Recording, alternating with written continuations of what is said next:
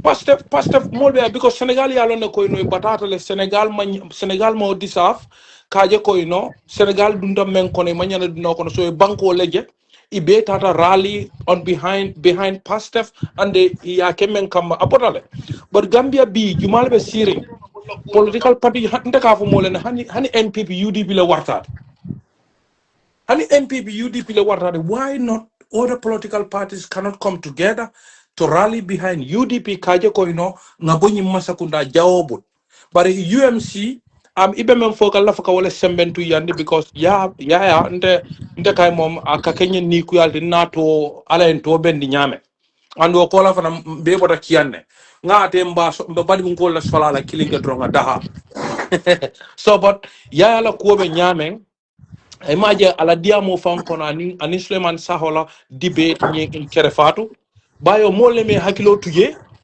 bonta nga moy la interview nyin kono ako na ibebi tala la baroka nga fo jele na afojele fo afojele jele ha bon mbakuntulale yalo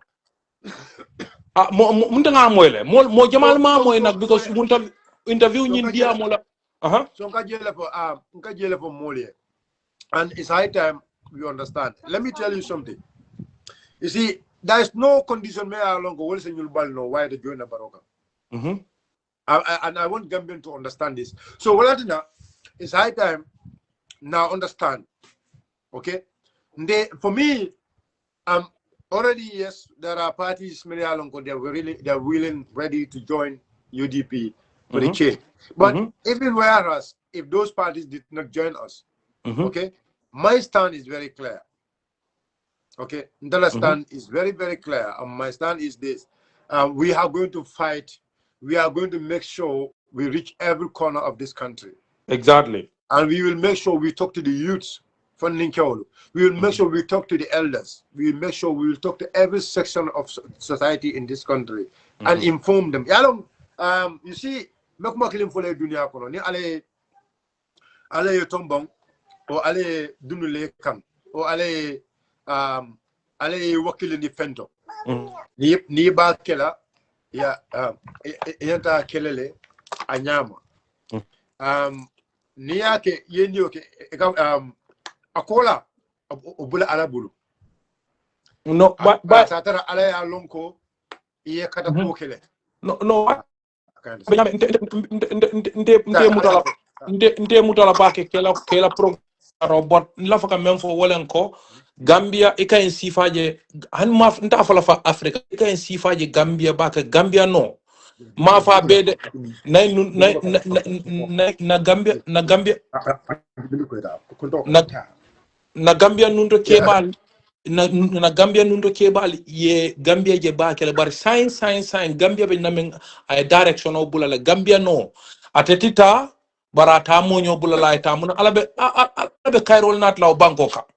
That's number one. And number two, memu walen kontela nte ben doyata nyawnya fendem bulu nte manke fendi bari mbe na kuma kan dinne kila ela platform orja at aning mulmen political party dolto ya moy ndol tubab du tubab du nyawnya Gambia mun na miroti niaje ndol ba kino ninga molje live drum fana na kuma ningo fayje walen ko Gambia lem ndol be jang ma fa be bare mo jamabe tubab du jam bi ndol ka Gambia ndol ka Gambia la mira ngo Cameroonianol be janne bayo ndol nin Cameroonianol be janne nin Nigerianol be jam bari askeno fan nka kodo men soto na doku dal wala ka sietol boy dol ka good living men soto jang ndol je sort no why because ndol ka jelo ko Gambia no na kodo hafo be mu suko no nin karo fata emira suko no lete ka fele ko hannata nte domoro ko damma be wala sot la jang ndol Gambia no ndol tuba ndol ba mira mo la fo Gambia nin Gambia no fana yo loy fanfe be batarinje ni amaro ja fintle ka mol men janno me ka fo nyuno etul yamara ko nyim balu sifa ka tara bula kam mono maten this is normal nyim man normal ndol bonna aftu bang ka nim fe man na jam bi ntata fo mo jamal ben kono jan ding yejandin kaydol soto tubabol ya be tin amanke ko dolle barakatan ngamentu afrika wala amanke ko dolle fisara ngamentu afrika boda kedal tronko harmadi ko nibe dunia kono ite bulala mo kilin no me yara ko wala nyanda ketla balwo falik inyo lela ko nimba ko falinta guru abela kero soto bari ñu UMC call nte muta dame nge bondi jele ibe men ko to walan ko itol tita bar UDP kanata andun gambianol nyanda ke hakilo tu baake tole itol yalo ne ko itol te any crowd pool in Gambia more than UDP bota dame it is better narra ko e banko leje e mantre façon kunkilin na fala let them come and rally behind UDP or ye murna and political parties nko alga Gambia je ka foko nga Gambia ja Canada dato ngana la political party bakan ko banku dol kaka nyamen ko mbakeli na signol Senegal ya ke nyamen di past election let them come ka foko ha no numbers political numbers ni ajal kata electoral it is because of numbers like a bring the numbers like a difference in that so political party me warta ngana lekan akana ke hasidiati nga bonni sondomol kon nimma bonni sondomol kono ibe mbe balula wala nya ngafa na banko fa bayo I thank you very much mbe konto nambe mbe la alama ala e mendi gambenol nyaato ama ngayin kelo nga kontin ala baraka mbe mobe ko nambe la vi wasol konto na alama ala e kairo ke Gambia ni sawo mendi alama ala ya Kenya baraka. Baraka Bage, thank you so much. Thank you. Yes. Yeah, Baraka Bage, thank you so much. So guys, Salo Sita, Mitala Salo Lasai, is almost 2 in the Gambia. But like I said, Banku Kolem, we will always do our part. In the normal we're tiring. Like I said, we know their problem. As we know their problem. Among didn't Kalabanta or Milialon Kalatina, Jamalaja Kalatina. Understand? So it's all about that.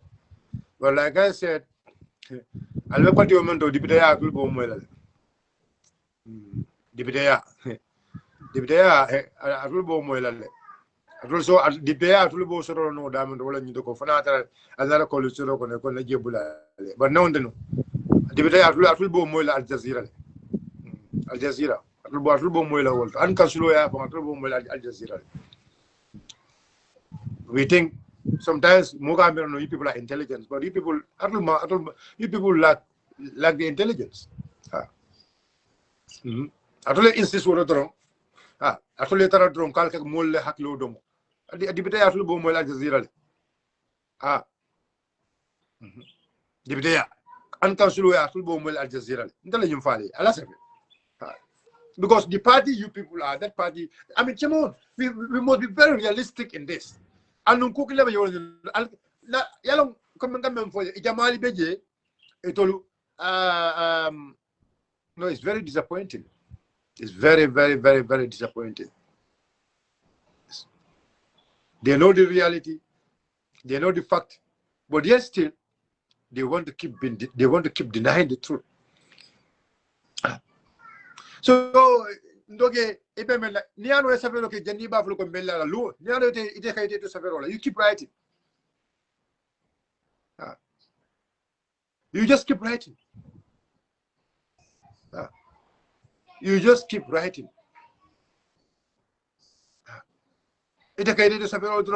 Continuous writing, rubbish if you want. But Google never you will go. Nothing can change that. You know, now if you people think on Tolu, our focus is just to win the election. That's fine. That's okay. But Google we are going to be on the ballot. But UDP is going to be on the ballot, inshallah. And however, the election might be, we are not going to score nothing less than 200,000. Alama. Inshallah. Free and fair election. We are going to win. Bismillah. What I see.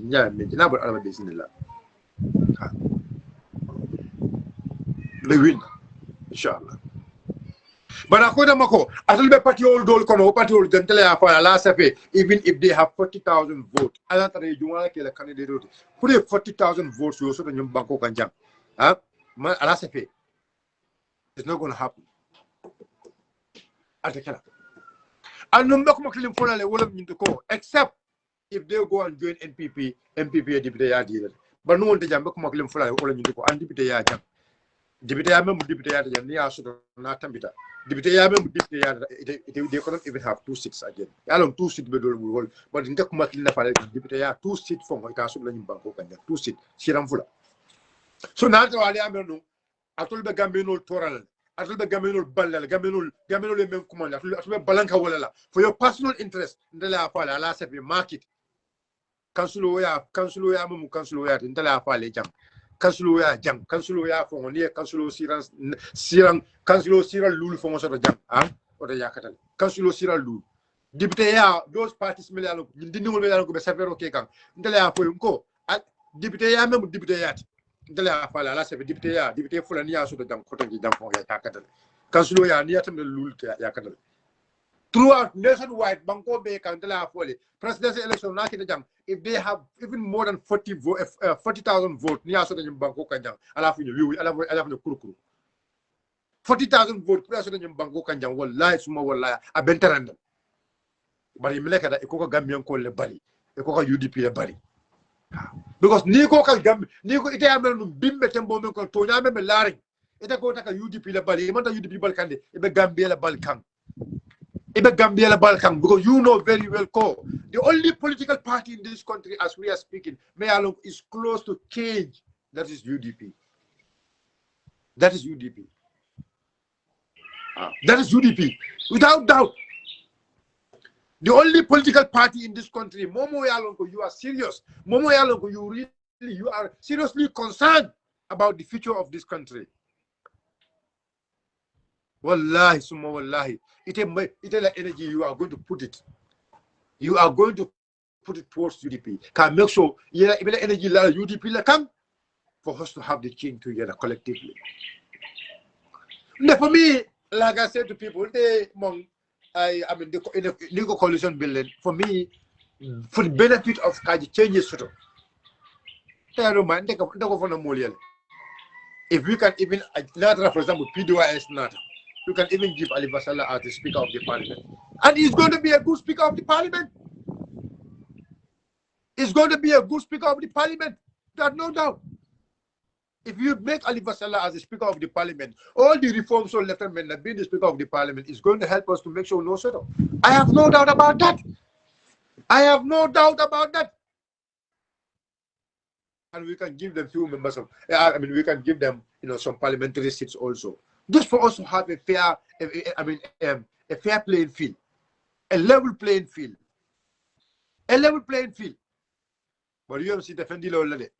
Well, they don't deserve to get nada. Well, man, pensoro. Was I said in your cover, man, pensoro. Well, volunteer. But yeah, they aren't part of the discussion yet because we'll move.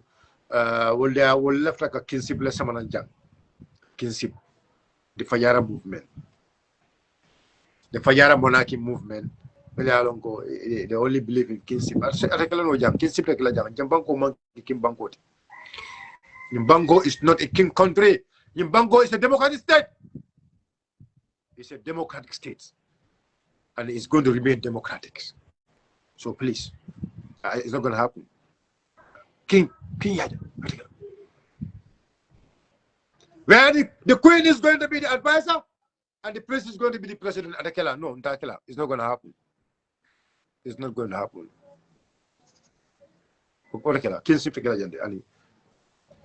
Where the queen is going to be the prince of the queen is going to be the chief advisor and the prince is going to be the president. Hey, it's not going to happen. And I believe Gambians are never going to do that. So what they will look among that attire movement is not my problem. That attire movement is not my problem. I know what I know. Let me learn. But quickly when I go from Dua back attire movement on your and my election go Dua. Well then go Dua back ngaw duwa bakele ni salta pour ataya movement no nying pour il fallait lo as a presidential candidate ndaka o duwa bakele. I really pray for that. Yeah. I really pray ndaka duwa bakele ko kaje ko the so-called Prince of Fajara monarchy movement ndika duwale ya bula ay lo carte fayola. Alunga nyimfana duwa na bekela party kilim fulati ya kafuma. Ana bekela party kilim fulati ya kafuma. That is always my prayers. Manga ka na pali mbe duwala bak ya Allah ala kafuma mesal fana watu lokon mbe duwala pour di fajara monarchy movement me ya lon ko abi fonkan amon lo follow ma fo da party o lo de bar alambi dana masaba masakallanke ila ken nonying di prince nying be dana pour ya bulano ya makoyado ya Allah pour ay lo president ya nyinola ana be kala party nim fulati we kafamo alan ke dan wala nyim bodon sonno mo lo kono for the Prince of Fajara. Nyim bodon sonno mo lo kono for the Prince of Fajara.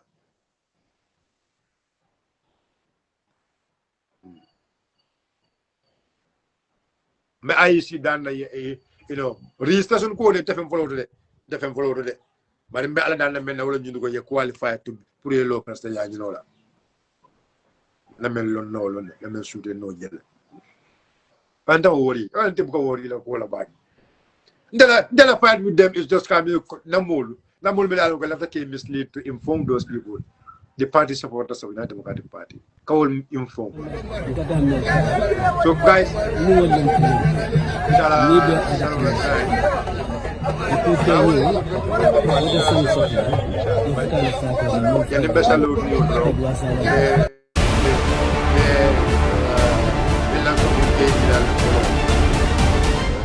la songo ke ko ma va be la ndo ko la